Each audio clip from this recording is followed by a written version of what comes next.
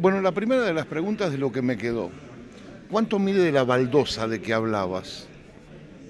No, en realidad mostramos, ¿no es cierto?, cómo estamos mirando el desempeño de la economía argentina, cómo vemos los mercados y también mostramos lo que llamamos el Plan Productivo Nacional, un plan que fue elaborado el año pasado del Ministerio de la Producción de la Nación y que, dicho por el ministro Duhovne, expresa un cambio en la matriz productiva de la Argentina para los próximos 10 años. Y el hablar de la baldosa implica que en una reunión como esta, ¿no es cierto?, en mi rol de asesor económico, yo siempre trato de plantear que hay una película, hay una hoja de ruta para mirar y que esa hoja de ruta expresa oportunidades y amenazas para cada segmento de la economía argentina, para cada segmento de productores, más allá de cualquier juicio de valor, porque en realidad cada quien puede juzgar la política económica bien, mal, según su escala de valores, ¿no es cierto?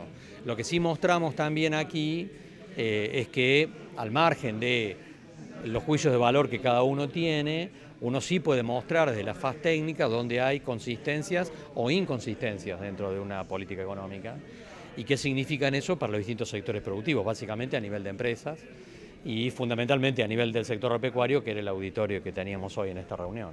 Carlos, arrancaba Omar y finalizaba Omar y hablaba de la asociatividad. Y me parece que en los últimos 20 años, en los años que hemos comunicado Noticias del Campo desde Tandil para todo el país, cada vez vemos menos la asociatividad y vemos más buscar los logros personales. ¿No nos está pasando esto?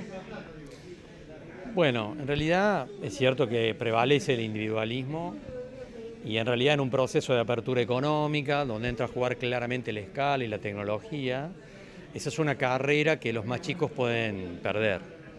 Y esto conduce al proceso de concentración y desaparición de pequeños y medianos productores que vemos desde hace años. Y por supuesto que la forma de revertir este proceso, o de detenerlo al menos, tiene que ver con que es necesario tener la escala y la tecnología adecuada.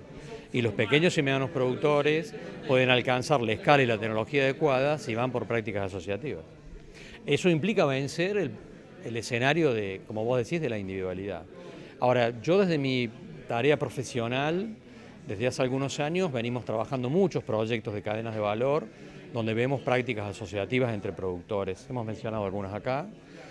No siempre vinculado con la forma jurídica de una cooperativa, porque en realidad el asociativismo puede estar expresado desde una sociedad anónima. Nosotros hemos trabajado mucho, molinería, por ejemplo, proyectos industriales en cadenas de agroalimentos con grupos de productores que han armado sociedades anónimas, pero en realidad es una práctica asociativa. Un grupo de productores que se asocia para armar una planta de malta, como hablamos en Deró, o el clúster porcino en Oncativo, donde en realidad estamos juntando sociedades anónimas para armar plantas de desposte que valen millones de dólares, y eso expresa práctica asociativa de productores que además van por crédito en forma conjunta. Digo, hay ejemplos también para mirar. Lo que tal vez vos estás planteando, ¿no es cierto?, es que debería ser más generalizado, que deberíamos ver más de esos ejemplos puntuales.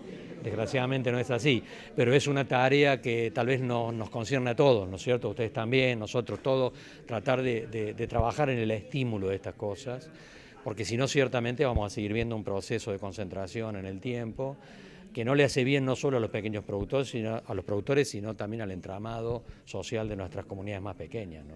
De toda la charla la fui separando en la mente en lo que tiene que ver con la producción de la Argentina, que arrancamos hace unos 12 años, 13 años con una soja en $600, hoy la tenemos en 350, que arrancamos con, allá por la medida del campo, peleando un kilo de novillo a 0,82 centavos de dólar y hoy vale $2,50. Y vi la película cuando mostrabas que China, este mercado alternativo que nos está salvando las papas con la carne, pero me parece que con un mercado totalmente diferente en cuanto al producto. Antes exportábamos novillos y ahora lo que China se lleva es vaca. Por eso me parece que se tienen que cambiar muchas cosas para que podamos ser competitivos nuevamente.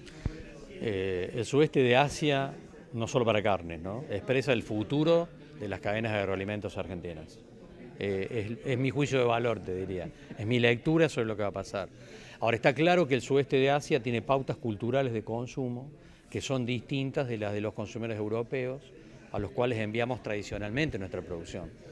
En el caso de las carnes, obviamente un consumidor del sudeste asiático no está mirando un producto pastoril de bajo colesterol. Tiene otra lectura de su consumo de carne vacuna también, y quiere un producto con un marmolado con un fuerte tenor graso. Ahora, vale para los lácteos también. En el sudeste de Asia no se consumen los lácteos puros, se consumen mezclados con harina de soja, con otros productos. Es parte de su pauta cultural de consumo. Y me parece que tenemos que trabajar esas cosas. Tenemos que trabajarla mucho. Y es el gran desafío que tenemos. Hablabas del Kobe y nosotros que anduvimos por ahí recorriendo otros países que no fueran la Argentina, tenemos que hablar del Wagyu, porque aquí en la Argentina también se está exportando más carne de novillo Wagyu que en otras partes, y me parece que va a ese mercado. Va en esa dirección, claramente. Y de hecho en provincia de Buenos Aires hay productores que hacen Kobe desde hace años. En relación, hablabas de los cereales. Cuando hablamos de los cereales tenemos que hablar de la soja, aquel yuyo que nos inculcaba alguna presidenta. Y me quedaba con la pregunta de la maquinaria agrícola. Y cuando decías Casilda, veo las rosas, Oncativo, no estamos ante un escenario de quiebre entre lo que vale la producción, que quiere más tecnología, y una empresa que se tiene que adaptar rápidamente a los cambios que propone el gobierno de esta manera? Bueno, es un punto de inflexión en el que estamos, hacia ese proceso. El gobierno está planteando un proceso de apertura económica que también para el sector de maquinaria agrícola va a implicar un desafío, porque yo ya tengo clientes en Córdoba y en Santa Fe que nos están pidiendo, digamos, acompañamiento para ir a buscar cambio de proveedores al sudeste de Asia.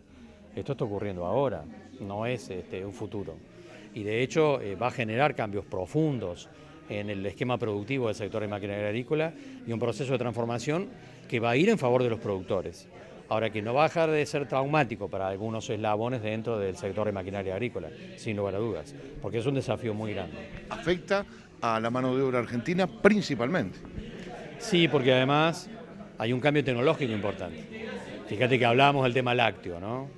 Y hablamos de los tambos en Brasil ya robotizados.